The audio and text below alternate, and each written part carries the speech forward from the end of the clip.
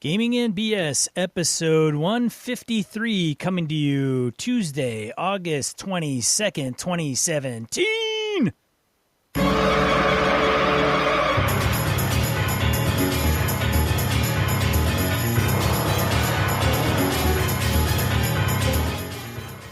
Welcome to Gaming and BS, a tabletop RPG podcast. I'm one of your hosts, Sean.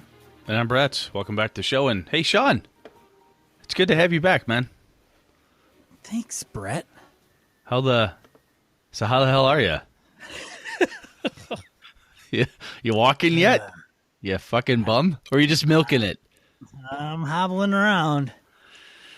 So the wife is home, though, yes? The wife is home. Okay. She's been up around all day today, running around with the injuries that she has sustained, and kind of... I crashed today. Today was my crash day, so I took care of her we took care of each other the last couple days, but I was pretty exhausted today and did not feel like doing anything at all. Well, you look good, if that helps. You got Thanks. a little scruff going. That's good. Getting the old Brett beard happening like that. Yeah, I had to shave that off. It was itching so ungodly bad, so I just trimmed it down with a beard trimmer. But it's driving me nuts. I do like to see that the pomp may have taken a beating, but it still exists. It's a little rough right now, but it survived. It's lost a little volume, but nothing that can't be returned. Just gotta put pins in the hand, kind of pin that pomp back up. You'll be ready to roll. Yeah, I'll take the pins directly out of my thumb and throw them in my hair, and should be good to go. So as you well know, and as you said, kind of in our throwback episode last week, Sean has gotten a ton of support from the whole community here and other people outside of Gaming and BS. And it's just, I know it's not about me at all, and I think it's just really, really cool. And for me to be a part of the community, that kind of, just being able to say, hey guys, here's the thing that happened to my buddy, and report it out to people and have everybody react so positively and trying to be as supportive as they can. And as Sean said, we've had offers of, financial assistance. There's all sorts of people say, hey, can we do this? Can we do that for you? What do you need? And so it's been really, really nice. So anyway, from me out to you guys, it's just you men and women. It's one more reason why this is a really cool community, is that everybody kind of bands together like that in times of trouble. So it's pretty cool. Yeah, it's been very humbling. If you heard the intro to the last episode, which was kind of in between, I guess you could call it 152 and a half. It's crazy, just crazy. I don't even, God, I can't talk because I got stuff in my throat, but thanks for all the well wishes and all the support, and I'll be around the game, and my dice hand is both dice hands are still intact, although I got kind of a club thumb on my left. I could still roll dice out of it, God damn it. So I just figured, one of the things that was really cool that happened to me in the meantime was I got the official word that Encoded is going to publish the Avalon thing for the Kickstarter. So that was really cool. I'm like, man, this is awesome news. This would be great. And Sean heard it was coming, and a motherfucker just had to updo me. You had to outstage me. You had to outstage me. And all you had to do was say, hey, you didn't have to crash the bike just to make me, just to pull the light off of me. You could have done something else, man. Didn't have to go that far. You didn't have to go that far. Didn't have to endanger yourself and everybody else around you just to hurt me. The battle of the spotlight continues. God damn it. I will come out on top if I have to sacrifice my body for it. Sean, for those of you who haven't figured out yet, Sean and I have a kind of a running gag. We'll get on. One of us will get on Hobbs Show. Sean has been on it. I haven't. One will get on Misdirected Mark. Oh, shit, I got to get on next. So we kind of goofily one-upping each other with who's been on what podcast. And so I couldn't help but think in the spirit of that, I'm like, yeah, asshole. That's real nice. We should throw throw it yourself in our in the traffic. We should throw it in our contract that you and I are not on any other show unless we're together, like Penn and Teller. Yeah, we could do that. Yeah, we have to be together. Here's the deal. You get one, you get both. Somebody's got to go, shit. That may probably have cut our odds in half of getting on another show anymore. That's true.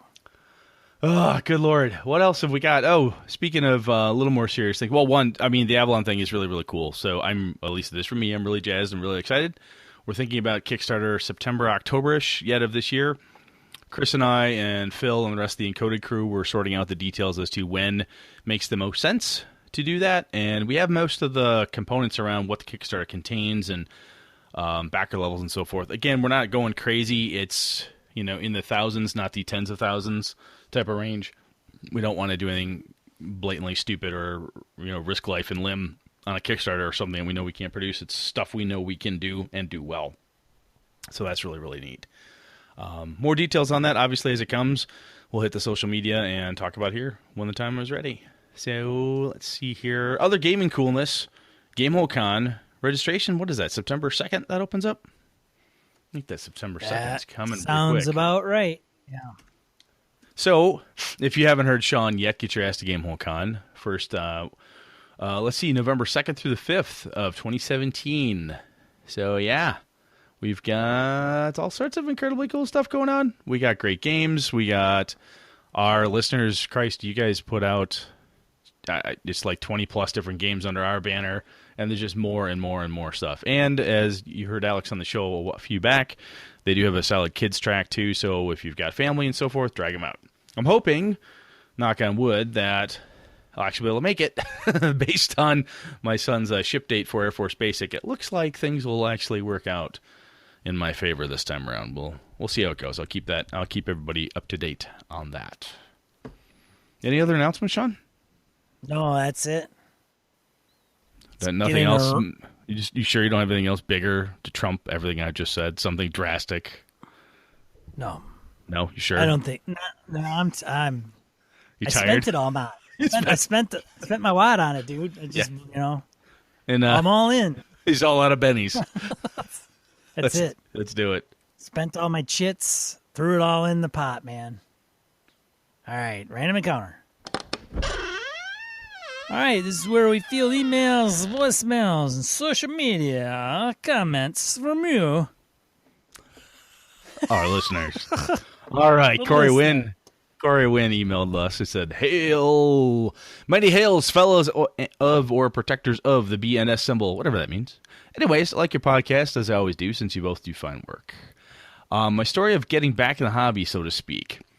I fell out of the hobby back in 2002 when I got married, and all my college buddies and practically everyone else I knew assumed that now that I was married, I couldn't game anymore, which flat out was not true. However, I couldn't convince my groups of that. It wasn't until a year later in 2003, when working at a new place, I saw a guy named John who brought some D&D books to read on his breaks. I saw that and struck up a conversation with him about gaming, got invited to his group, and wow, we all formed a new group. John has since moved to Minnesota, we all got new jobs, etc., but that core group remained. Also, I started doing the same thing, bringing game books to read at work, and have over the past number of years recruited 4 more players to work, and a 5th, the wife of one of them wishing to join, along with my good friend Chad, recruiting more players. We're now in a position where we have to decide who to retain or do we split into 2 groups, as the number of players we have brought is in past double digits. What an amazing problem to have, as I hear so many stories about people who are looking for players where they live. I would say this: overcome any social stigma you have or preconceived notions of how people view you, and just bring your books to work. Read them on your breaks. Not only will you have some great additional prep time, but may be able to recruit new players who may have otherwise not spoken about gaming. Worst case scenario, when I'm looking for other players, not for my gaming group, but to play test stuff before Gamehole, I just say I play Leonard Sheldon games from Big Bang Theory. That's not a bad idea. Not as a defense, but as a door to get conversation rolling to see where they're at. Fun stuff. Part 2, Brett. I have never told my children of Santa Claus either. Why lie? Aha! Same goes for other holidays. I always give my kids gifts, candy, etc., but don't lie to them about the holidays, along with other things. Just a dad trying to prevent lying later on when my kids enter their teen years. I'd rather have honest conversations and lifestyles now to prevent lying later if possible. To Sean's point, though, it's still a fun surprise for my kids to see what I actually bought them for Christmas, and I think their joy and happiness is no less sincere. Just my 2 coppers. Point the third. I have more brews of impressive status. Beer exchange, here we come. Ooh. We've been talking about the beer exchange, Sean. And if anybody's going to come prepared, Corey Wynn will. Point the fourth. My memory ran out of time, so time to insert glowing compliment. You are crazy and the best and amazing, awesome, and all that. I throw dollars and prizes at you so the podcast can has good fortune and all. Sound good? If not, please let me know by Gamehole. See you then. Corey, Mr. Man of War. Speaking of generosity, Corey's been one of the listeners, and a number of listeners have done this over the years, have either helped us cover things through Patreon. Our patrons are great. Corey has had a surplus of gaming gear. He's given me a couple starter sets for D&D 5e, which I'm giving to the gaming club in my hometown. And we've known a lot of other gamers in this community that are really willing to kind of take the extras, if you will, or even do a little bit extra and help out other gamers in need. So, Mr. Wynn, thank you always very much, sir. So going back to his original point about bringing your books to work, I brought dice to my new job because I need dice at work so I can help me make decisions. Do I hire this guy? Click, click, click. Oh, that was a DC 12. Not so good. You fail. Today is not your day, sir. And sure enough, one of the guys was like, "Hey, is it D&D dice?" I'm like, "Yep, it is." Like, yeah, I play. So George, the guy who sits next to me, is a player, and then another guy that sits across from him, his buddy, Matt plays, and Matt has played, but he's more video gamer, so I think he's gotten out of it a little bit. But they're quite a bit younger than I am, but. So, yeah, George listens to podcasts and games. So I said, hey, dude. here's the thing I do. I want to listen to this one. Speaking of what you think. Speaking of that, I always I've she got a big black D20 I leave on my desk. And one of my so my manager's in Canada, and she has a bunch of teams all over the lower 48. One of the guys is out in California, and he shows up. I finally pull the whole team together. I'm the new boss, so I pull all these folks together, and Steve comes up and says, "You know Ange Murray, don't you?" I'm like, Angela Murray? Gamer Angela? Gnome Stew? Yeah. Oh, yeah, I do. We're friends. Why? I game with her. I'm like, you're kidding me. He goes, no, I freaking game with her. She's like in my D&D group online. I'm like, that's freaking amazing. So we went out to dinner, and he and I were sitting at opposite ends of the dinner table with the team, and we just went full D&D nerd talking about campaigns and characters and stuff. And the rest of our team is looking at us like, what the fuck is wrong with you people? But we're like, don't care. Just owned it and had such a blast with it. It was a lot of fun. People then, other guys come out of the woodwork on the team like, I used to play and I always wanted to. I'm like, hey, next time we come up, maybe it's a team builder. Maybe we'll do a little dungeon crawl, and I'll TPK your group. We're going to spin up some characters and see how you guys can team it up. Although I do figure, honestly, though, if I were to TPK my entire team, that might not go well. So, or maybe it would. Show maybe show him who's boss. That's it. Yeah. There's a new boss in town. Yes. Anyway, ready to kill characters, aka fire people. Oh, ouch! Oh well. Anyway, that was really cool. One more reason where don't discount the people you work with. May well be gamers, even in hiding. If they're not, they should be. God damn it. All right, Mike Passwald emails us, Dear Zip Zaps and Chaps Podcast. I think we're going to put that down now. It's going to be Gaming and BS, the Zip Zaps and Chaps Podcast. We might get a different listening group, but it might be worth it. Might be worth it. Speaking of demographic. Speaking of new gamers, off we go. That's right. Oh, those dry spells. I just wanted to send my biggest agreement nod in your direction. I went almost 10 years without RPGs as a regular part of my life, and I think that there are two things you touched on that really helped me get back into it. One, the current state of the online RPG community. You and many other people have mentioned that this is a golden age for tabletop RPGs. Truth. The variety of games and support is insane. In the membrane. It is way too easy to find games. More important, though, is the overall enthusiasm that the internet has for the hobby. It's infectious, and it's more than just simple nostalgia. Amen to that. There you go. Yeah. Hell yeah, man. Number two, Shia LaBeouf. Do it!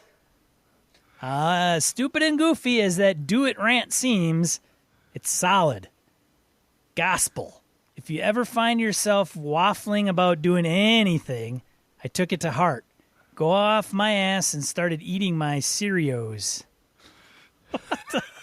I took it to heart. I got off my ass and started eating my Cheerios. Now I have some games under my belt. 24 pages of solid writing in my game reference journal. My teeth are whiter and my towels have never been softer. Very nice. Very well done. To sum it up for anyone out there hurting for some RPG time and looking to get back into it, take advantage of all your resources, eat your Cheerios, and Shia LaBeouf your way back into the hobby. Cheers, Mike. Say it. Pazawald. Nice. It's always, I mean, there's the story about how you got into it is always interesting, but I sometimes think the tale of how I got back into it. As a grown man, grown woman, grown people, finding time in my busy everyday life and realizing this is freaking fun as all hell. And why wouldn't you, if you're a creative person, which all of us are, it's just a really, really great way to do that. It's so cool. All right, what do we got next? Crimfan, can you comment to us online? Much like your advice about tactics, a little goes a long way, and you really need to tailor the group in question. Not every NPC needs tons of detail and a lot of pointless preparation to make up heavy stats or backplot for them. In fact, most of them do not need quantum detail, meaning detail that appears when it needs to. I tend to think of NPCs as being companions, important, and peripheral. NPCs can change in the role as needed, of course. If PCs keep coming back to a peripheral NPC, they obviously are important in some fashion. Peripheral. If a DM is experienced at improvising, it's often possible to make up one quickly. I use the following method, lifted from a friend. I think of 3 or 4 adjectives, prepare a list if you need one, if there's some interest expressed. I roll a d10 for each one. For example, if PC seemed interested in a shopkeeper, I might think that gnomish, greedy, and relevant. Roll 10. Yep, he's a gnome, so I play some stereotypical gnomish traits. 1, nope, he's not greedy. And 4, he's got a useful tidbit of information about the PCs they're interested in, but not much else besides surprisingly good prices. Randomizing really helps push me out of the things I just do on my own stereotypes. I like that idea. Important. Of course, major NPCs do need details. In my, quote, not really Planescape Interplanar, unquote, game, the PCs got a lot of useful information from someone from their homeworld, the famous courtesan who had been feeble-minded and kidnapped and sent into the astral, presumably as payment for someone or something that has not yet been revealed. I gave her some relevant stats for the interactions and decided her basic personality, but didn't stat her out completely. If they spend more time with her, she's a bard, then she'll get stats. Companion. A companion character that frequently runs with the party really deserves the full treatment. You get her as a thief, yep, she's got a full set of stats.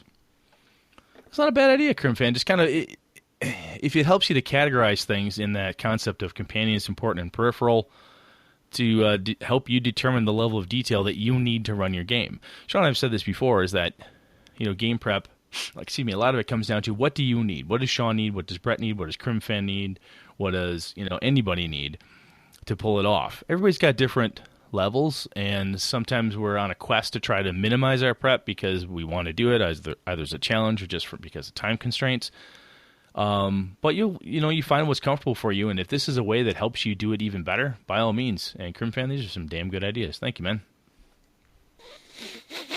Yes, indeed. Very good ideas.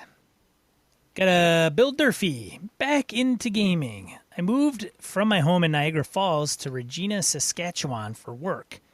There is lots of gaming going on, and I found a group that I liked that liked the same game. So while I was out there, it was the closest thing I had to friends. So that's kind of how we got back into it. Pretty much. NPCs, yeah.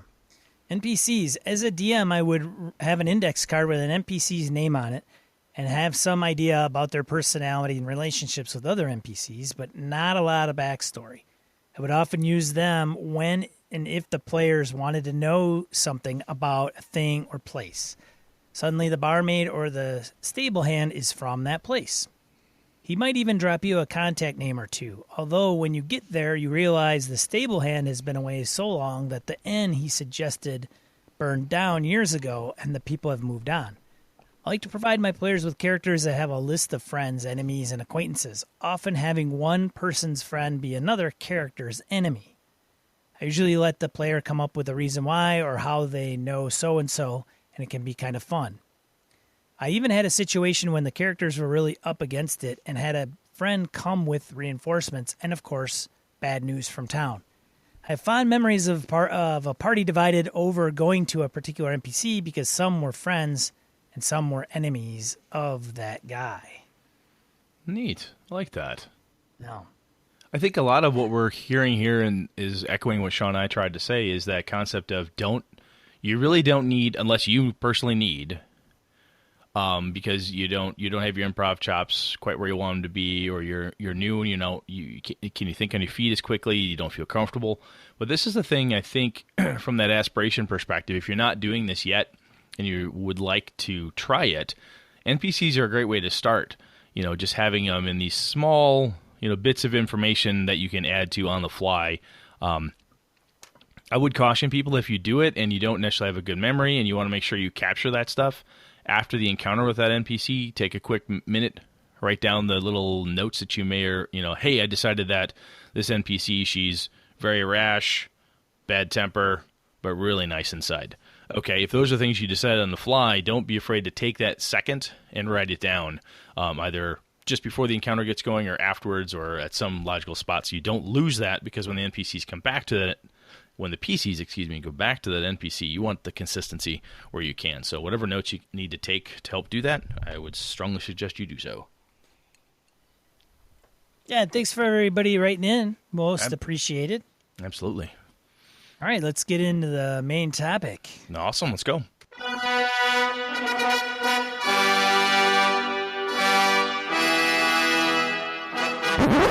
All right, Brett. I got to get some water, man. My voice is... You sound like crap. Got phlegm. A little build up there. $5 blowjob voice. Oh, that's lovely. That's lovely. Anyway, emotional bleed. 'Cause that's what it sounds like. A little bit. Emotional bleed. I want to talk about what it is, if it's something people want to go for, and why people might want to avoid it, or why it could be kind of tricky to deal with, and so on. Phil and Chris have talked about this. Misdirected Mark, I think Bob's mentioned it there too. Chris, Phil, and Bob have chatted about this, and I've mentioned it here. Where I've had in the past, I've said, yeah, I've had grown men cry at my table. I've had people get really emotional and physically like shaken, angry, frustrated, or terrified type of feeling. I remember my youngest son looking at me after a Call of Cthulhu game we played at EverCon a couple years ago. He said, "Daddy, my heart was like really pounding hard because I didn't think we'd survive." So I'm like, yeah, I did it. I just hope I didn't terrify my son. He slept that night with no nightmares, so that was good. And the fact that Brett had a handgun at the table. Well, that's just to keep people on their toes. So emotional bleed is basically the way I define it is when the events or emotions of the character cause an emotional reaction with the player, and sometimes it's very obvious because they're like, "Oh my God!" They yell, they cry. There's a very obvious open sign, and sometimes it's that moment when they get really, really quiet. It's an internal thing that is not always externally very obvious, depending on who the player is and how well you know that person. You with me, Sean? I am. Awesome. So I'll just throw this out there right now. One of the things, so Sean and I don't forget it. This is one of the main reasons why an X card is super handy. If you're playing at a convention or your group isn't, if this is the type of thing you've not done before, you want to push people, and somebody's like, hey, I don't necessarily like that personal emotional button pushed, and this is a hot thing for me, that X card is a handy way to have people have that safety net if they need it to get out. So, Sean, I'm going to ask you this, and I'm going to hear it depends. Do you play? do you play for emotional bleed? Is that something you get into, or is that something you're like, I'm cool as a cucumber. That shit doesn't bother me. So as a game master, I am one with a ice cold heart. Yes, you're Judge Dredd with a D20. That's right. All right. But, that's not to say that I do not inflict some type of emotional pain upon my players, where they will leave the table blubbering. They may be found in corners, curled up in a ball, just their for the thumbs sick, in their mouths. just for the sick thrill of having crushed a person down to infantile state. It's just the way I run my games, Brett. I can't help what comes out of this. Yeah, it's so powerful. I should come with a warning label, for Christ's sake. That's how powerful I am. Parental advisory. Yeah. I'm going to wear that shirt from now on. Nice. So I have players that I've had over the years, and I'm sure a lot of people out there, Sean, I'm sure you have too. Some people really like it. They take the character's emotions and to help them play it, it's almost like that method acting approach, right? Where you take it and they're like, wow, Ragnar the dwarf would be really mad right now, so I'm yelling. Or they blur that line between what the character could be thinking or feeling, what they could be thinking or feeling, especially at that moment when that NPC who you thought was your friend suddenly betrays you, or the big reveal, or whatever happens. Sometimes it gets kind of twisty or blurred there, and I know some people totally groove on that and they like it. And at the end of the game session, I've had to look at some players and say, "You guys okay?" "No, that was great, boy. Whew, that was tough, boy. I'm tired after that. That was really exhausting." But yeah, it was really, what an emotional roller coaster that was. And I know playing with Kevin, when I game with Kevin and Lenny and a couple of folks in my group, they totally dig that. I also know some of the folks in my group, it's not that they don't care, but it's not the main reason they're there. And I think it kind of goes to the whole, if you're going to push for that and your players aren't used to that, it might be a warning or kind of lead into it slowly type of thing. Yeah, I think it goes to, I think this also relates to whether you have players in your group that are role players. Like, they want to role play. They want the immersion. They want some of that. Where there are some that do not. Yes. They don't get into that. That's not their thing, which is okay. So you got to kind of wash that out, hash that out. Because I would imagine, this is Sean's psychological professional, my degree in psychology, which I don't have, that I'm going to portray right now. Exactly. I am not a psychologist in real life, but I play one in games. That's true. Is that the ones that want the role-playing aspect and to kind of get into their character, the dynamics of that, are probably more susceptible to wanting to get into the emotional side of RPGs. And I would even go as far to say that there are probably some games that are more story-based than tactical that may even facilitate that even more. So LARPs maybe too, because they're not even really that tactical either. So they get into story and stuff. So LARPers well, depending on the LARP. I mean, I've hung out with like the Last Hope, and those guys, that's full on, smacking each other with foam swords, and there's some hardcore tactics and combat in it. But yeah, there are. I would say that there are definitely some game systems that, if that's a thing you totally crave, there are game systems out there that will support that better. You can get it from any RPG.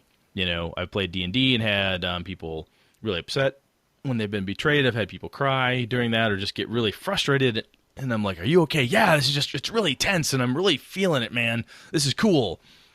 So you can get it anywhere. And I think there's a piece that is kind of not necessarily funny, but there's emotional bleed, and then there's I'm pissed off.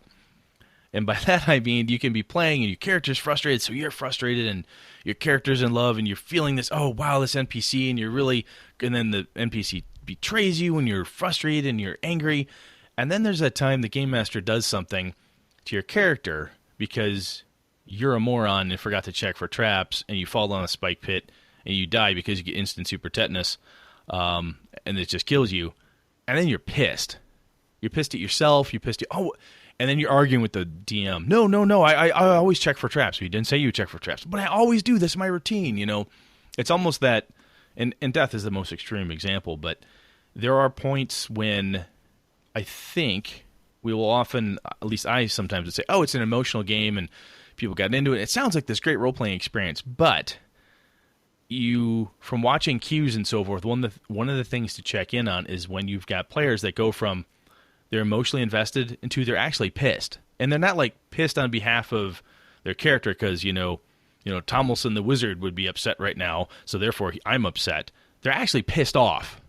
And you can have somebody who's going from this great emotional gaming experience to all of a sudden she's mad. Like she's pissed off because you did something incredibly rude or stupid, or she thinks that there was somebody who was cheating or something bad was actually happening in the game itself. And you can accidentally, which is where the X card comes in handy, is you can accidentally see this, they're just playing their character. They're not really mad right now. And instead of having to look at somebody and say, are you mad? And then in front of a group, sometimes that's difficult for people to do. But that's where if that person is actually pissed off, they can reach out and tap that card, and we can just take a break, let everybody cool down for a second and come back.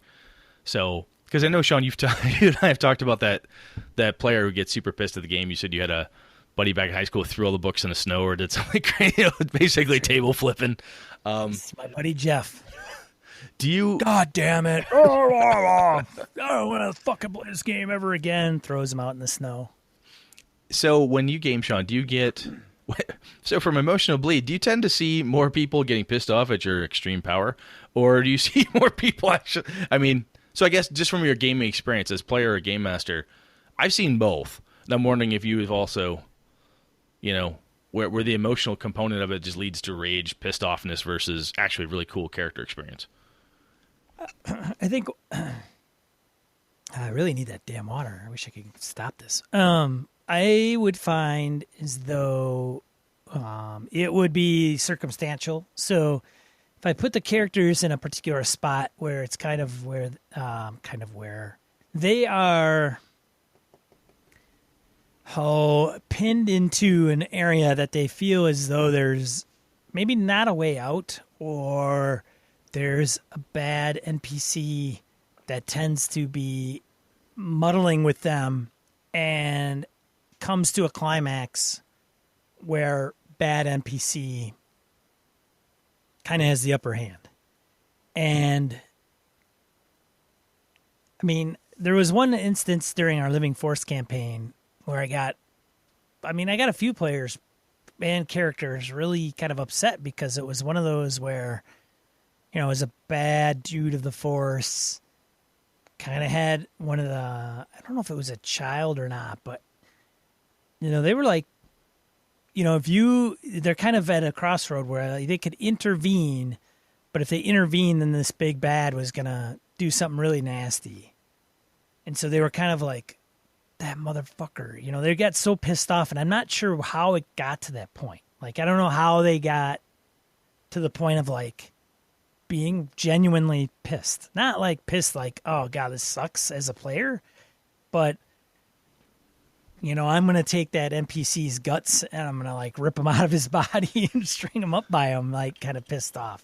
So I guess the reason I want to bring this up is not just from the whole, watch the group, but if somebody's like actually Sean is getting angry, or, Angela wants to, hit Brett with a rule book because she's physically mad at him. But I really think that when characters, one of the easiest way people say, well, I don't like to play like that. I just like to play the game. And then you watch them, and that frustration in quote unquote losing or feeling like they're in a no-win situation, or it's stressful, like that son of a bitch, I'm going to kill him where he's dead. We're going to hunt that guy down and gut him. I'm going to, grease my tank treads with him. I'm going to do this stuff. And that's one of those, that's emotional bleed, right? the characters have been put in the vice. They've been rocking a hard place. They've just got the screws put to them, and like that is it. We get out of here, and that sorceress, she's dead. Her family's dead. Her dog is dead. Every neighbor she's ever had is dead. They're just the rage and the wanting for vengeance. It's fun, right, to have that, and I think sometimes that may well be the extent that some players have around the emotional bleed in their games. So if we put that aside for a second, so Sean, when you have you dealt with people that have like gotten like really emotional about like characters losing a loved one, or family dying, or just that type of emotion, where they really feel? And the reason so just for instance, if you've listened to the Streets of Avalon actual play podcast, I'll reference that. There's a point where Morris's character has got a couple really nasty moments that happen to him with a woman he's in love with, and then her family later on.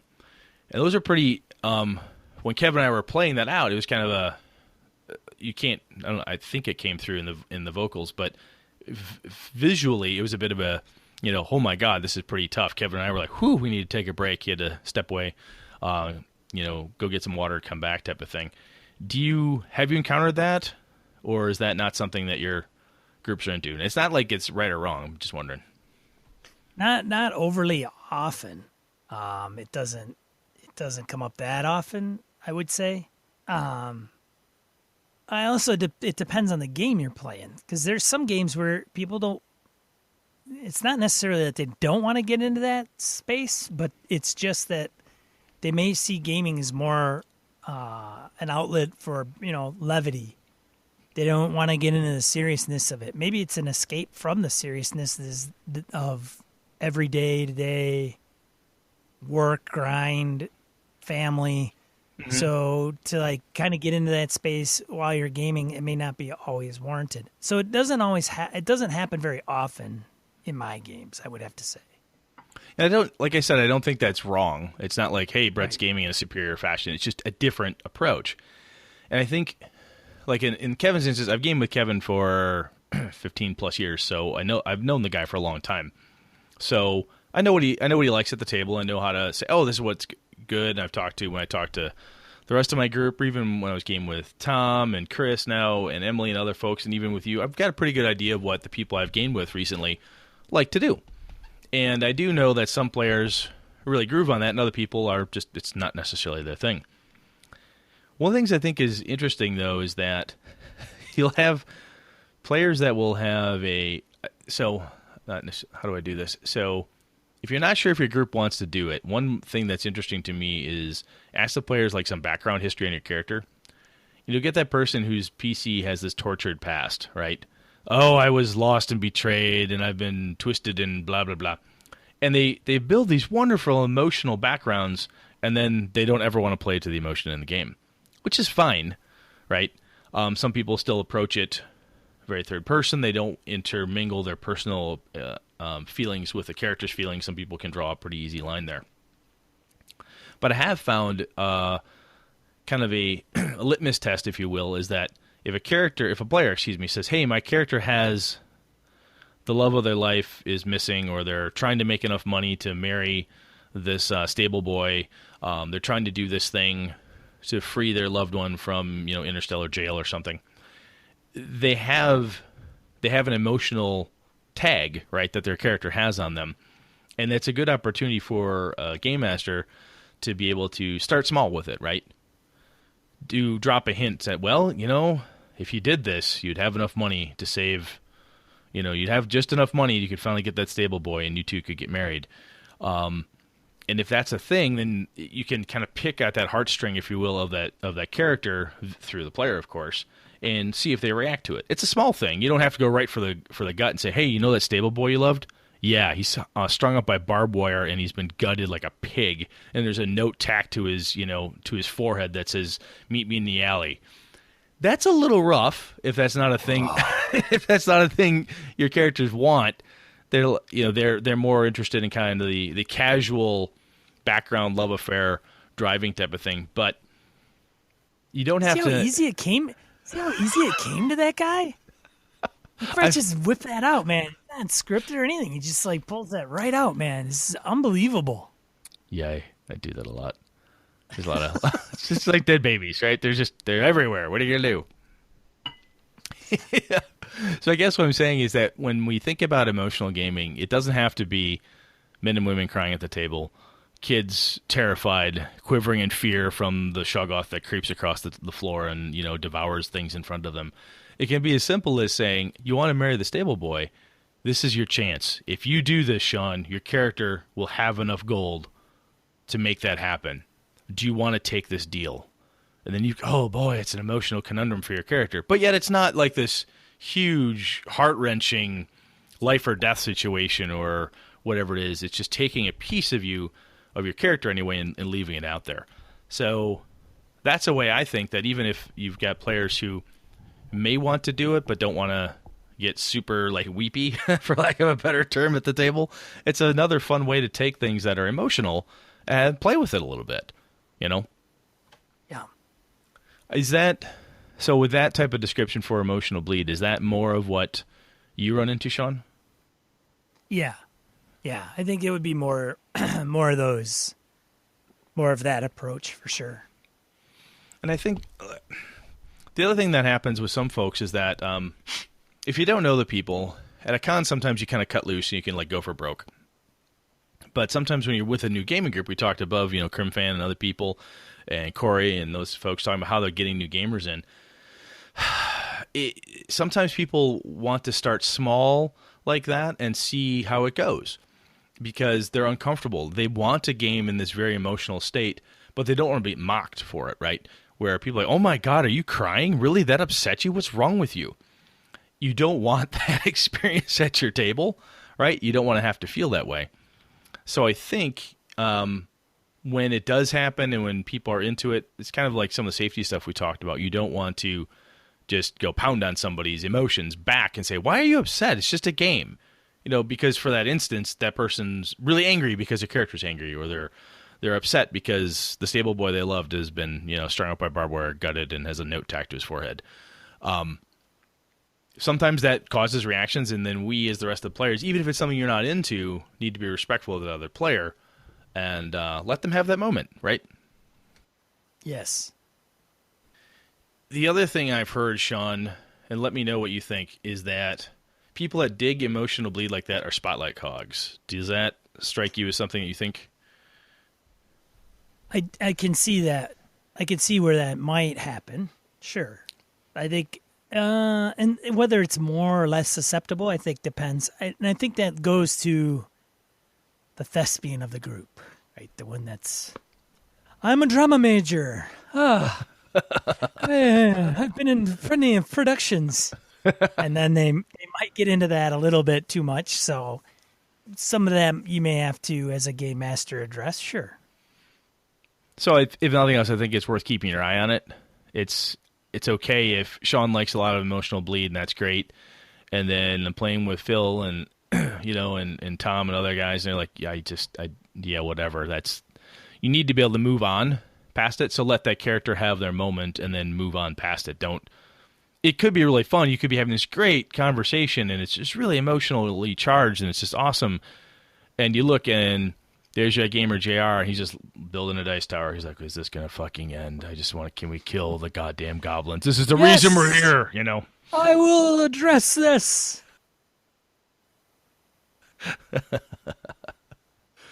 So I think what was I gonna say? Oh, the other thing is I think one of the pieces that we don't always look at is that it can happen for game masters too. When we're running a game, we have emotions too. Game masters are people too. And as such, we can get emotional, we can get angry, we can get frustrated, we can have those types of things happen that we have to, the players have to deal with, or whatever the case is. So we as game masters, there's X cards for us too. And there are there's ways that we can take that type of thing and we just have to be careful that we don't ignore our own emotions in the process as the game master. You follow what I'm saying? Yeah, you're gonna have to mute that, dude. Well, you shouldn't have done that. I don't know why we had FaceTime going on and it like disconnected for some reason. Anyhow, But, yes. You heard what I said though about the Game Masters and the bleed there too. Yes. I've actually found that there are times when I'm trying to have an emotional scene, and I get pissed off because the player's like, "Dude, whatever, Brett." Right. I had this wonderful description one time. I'll never forget this. I was describing this dark, very kind of brooding scene. I'm going, and I said something, and Lenny and Zave and JR went, "Uh-huh." They kept going. And so I reiterated, like, "Guys, it's really like this." And Lenny looked at me and goes, "I get it." And I'm like, "Oh, I'm going to go sit behind my screen and cry." I mean, it was really, I'm like, "Oh, man, you guys don't care." But it was like they got it, but there was so much data they were processing. They got it, and they were doing stuff with it. But it just wasn't obvious to me, and I was all emotionally charged about it. And like, oh, they don't care. Well, they did care. It was just kind of funny. Yeah. Hilarious. I get it, Brett. Shut the fuck up, you know. No, it's really a big deal. It's really a big... Yes, we know. You've said it 10 times, for Christ's sake. Yes, no, it's attached to my loved one. Got it. Yes, I know that we got it like a pig. Let's move it on. Yes, the barbed wire is nasty. It's rusty. I know. You told me that. So the last thing I would say is don't be afraid. Emotional gaming, if you get like harder into it and it's kind of happening fast and furious. Robin Laws brings this up in Gumshoe 1-to-1 for the Cthulhu Confidential, where when that happens, it tends to be it can be anyway, in my experience, just you and the player. The other player, sometimes the spotlight hits them and it's a very emotional thing just for them. And sometimes you need to take a break just to cool things down. Sometimes it's like, man, they're really pissed off, and the horrible, imperishable sorceress is just pissed off everybody. They're gonna kill that bitch. They're gonna freaking kill her. They've had it. All the men and women in the group are rallying. They're angry, and they're like, oh, okay, all right, how about we all grab a piece of pizza, folks? Let's just calm down a second. Sometimes taking a break is a good idea. And after a very emotional scene, sometimes it's just a really good time just to take a breather, step back, smoke if you got them, get a drink, whatever you got to do. It's just a good time to do it. And until you really know your group, if X cards aren't your thing, and I know some people don't necessarily like it or think it's kitschy or whatever, but whatever you do, be cognizant of the fact that once you start people having emotional bleed, be cognizant of it. Some people are digging on it. Some people love it. But don't be afraid to take that break, check in with them one-on-one privately, and say, "Hey, Sean, how's it going? Do you like where this is going?" "Yeah, there's just a lot of tension and pressure, and I don't know, man. I don't necessarily like this." Okay, then you can break it off. But there's no need to have to go through the entire session, check in with them at the end of the day or 2 days later and say, "Hey, what'd you think of that?" And they go, "Well, I don't think I can play anymore." I've kind of, you can wreck a good group by not having those emotional checkpoints throughout the game. Does that make sense? It does. So that's all. I think that's pretty much all I got to say, man. Do you have anything else you want to add to that? I kind of rambled through the whole damn thing worse than usual. It's because you're just so weak. All right, man. I am. You look weak. All my emotions have been poured out in the last 2 weeks. Yeah, that was week. Susan, my wife, asked me. She goes, "What are you talking about today?" I'm like, emotional game. I explained it. She goes, "I think Sean's got any emotion left." I said, "Maybe not." He's probably a tired boy. Emotionally dry, yeah. Which is also, right, I was going to say, it's another good reason to Sean's earlier point. Sometimes people are like, "Look, it's been a fucked up week at work. Can I just kill some goblins and take their shit, please? Can I just kill some goblins and take their shit? I want to shoot space pirates and get credits. That's what I want to do." Yeah. Sometimes that's good. All right, man, moving on. Die roll. All right. Die roll. 2 to 4 to miscellaneous points of gaming and geekery you want to share with you. Brett's got a few. I got a couple. We're not going to do RPG a day. Yeah, we're behind. Again, Sean, Spotlight Hog, Kelly had to... That's right. That's right. I'm going to catch up. I know you will. I got to catch up today. It's not... What is today? 20th? We're recording this? 21st. 21st. So I've got... Last time we recorded was the 14th. Yeah, we're a bit behind. That's a few days. Yes, it is. All right. Let me go through this. So Frank Menstner on Facebook, I pasted this into the Gaming BS community, and I think it also went to our Facebook page as well. as Google Plus. But basically, what he's going to do is he's taking another portion of Earth, basically where Greyhawk lives. He's going to Imperia, a different mysterious location of another continent on the world of Greyhawk. Blah blah blah. Read it. Looks kind of cool. I'll be interested to see what Frank does with it. It's one of those things where Frank's a good dude. I think he knows a lot of what Gary had cooking on this. So I'll be interested to see how it all pans out. I love Greyhawk. It's one of my favorite settings. And when I think first edition AD&D, that's one of my go-tos. Next one up is the DM's Guild Adept program. Link in the show notes if you haven't already heard about this.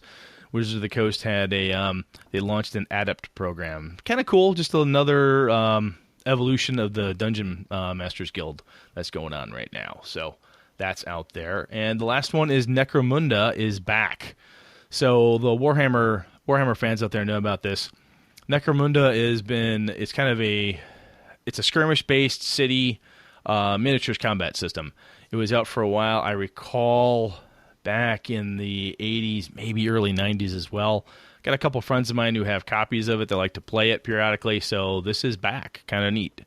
It's one of those miniatures games that you don't necessarily, setting, terrain and all that stuff you can get into. But if memory serves, Necromunda was one of those where you didn't need huge tons of miniatures like you would on a Fantasy Battles Army where you always feel like you don't quite have enough. But anyway, that was kind of cool. Thought I would share that. Link, as I say, in the show notes. Sean, over to you, sir. So Gen Con has officially ended as of this past weekend. We hope everybody had a safe and pleasant time that went there. Got to meet everybody, played some good games. We want to congratulate to the 2017, offer that to 2017 any award winners. I will have a link in the show notes. It's funny, whenever you go to like the Origin Awards, the Emmy Awards, the Deanna Jones Award, they have the nominations. You go up there, some allow you to vote, some don't. And then they post the winners, 2 weeks after the fact, like on their website. It drives me fucking crazy. If you're like watching their Twitter stream, their Twitter feed, sometimes you catch it. Like the Ennies were going pretty well there, but good Lord. So the Ennie Awards, I'll have a link to their website, actually to their Twitter account, because that's where they posted them live. And then they update it when they get home, I guess, or whatever, when they're not doing anything. Game of the Year highlights, it's kind of the Academy Award for Best Motion Picture is Tales from the Loop.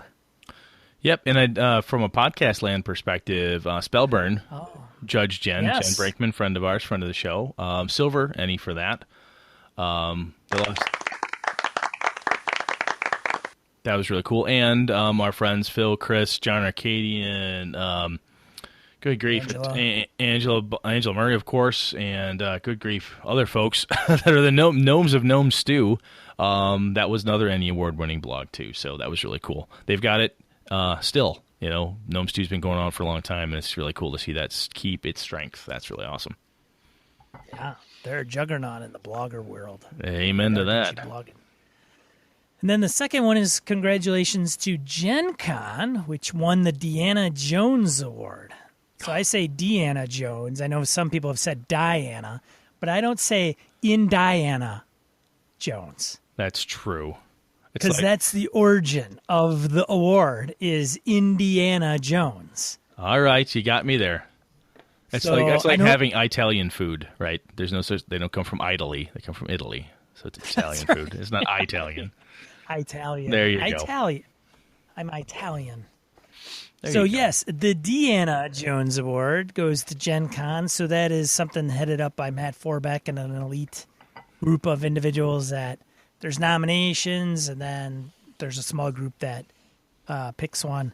I would imagine Gen Con, their 50th year this past year, probably didn't hurt matters.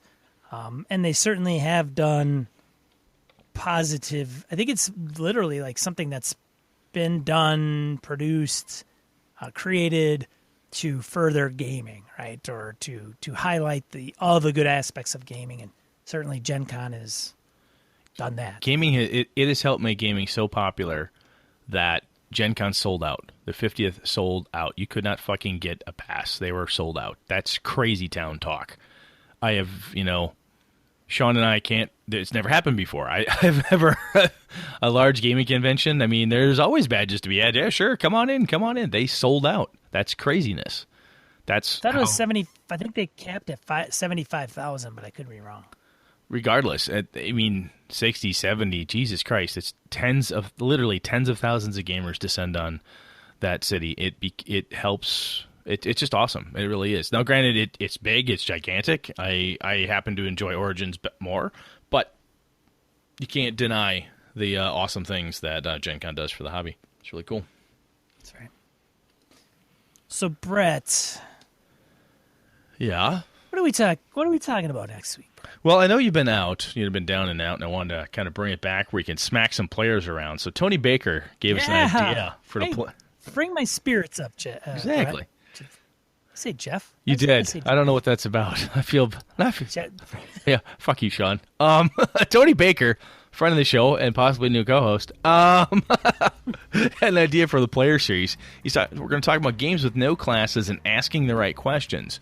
We talked about a couple different. We've been picking on the traditional D&D character types and melding them a little bit here and there, but we want to kind of talk about games without classes and then asking the right questions, again, from a player's perspective. So looking forward to chatting with you about that when you're actually with it and not quite so grumpy.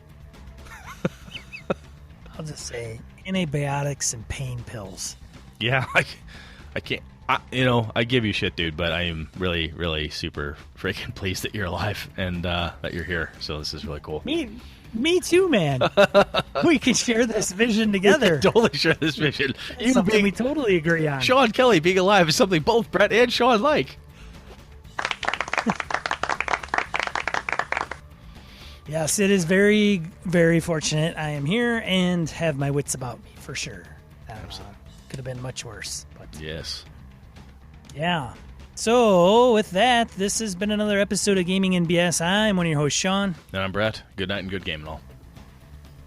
This episode brought to you with the help from the following patrons. Christian Sexy Voice Serrano, Kevin Lovecraft, Joe Swick, Brett's Biggest Fan, Jeff Rademacher, Forrest DeGarry, Mark Anthony Benedetti, Eric Jeppesen, Andy Hall, Sean Nicholson, Tim Jensen, Knights of the Night Crew, Palladian, Jason Blaylock, Remy Bilodeau, Jason Hobbs, Wayne Humfleet, James Carpio, Not Caprio, Pure Mongrel, Lord Tentacle, Corey Johnston, Eric Tankar, Brandon Barnes, Tim Shorts, Dan LaValle, C.W. Mellencamp, Craig Huber, Eli Kurtz, Lost Sailor, Graham Miner, Todd McGowan, Roger Brassett, Misdirected Mark Productions, Old School DM, Jason, Christopher Gray, Finnulf, Mirko Froelich, Eileen Barnes, Tony Sugarloaf Baker, Todd Crapper, Jim Fitzpatrick, Michael Drescher with Static, Alexander Auerbach, Rodrigo Beowulf, Neil Benson, Ron Blessing, Chris Steele, Eric the Hoffman, Jared Rasher, Stefan Dragonspawn, Soldiers of Misfortune RPG, Christopher Lang, Curtis Takahashi, Michael Parker, Gordon Cranford, Mark Tasaka, Larry Hout, Evan Harrison Cass, Ray Otis, and Mark CMG Clover.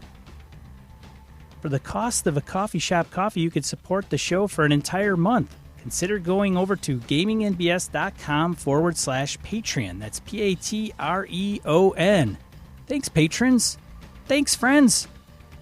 This has been a Litterbox Studio production.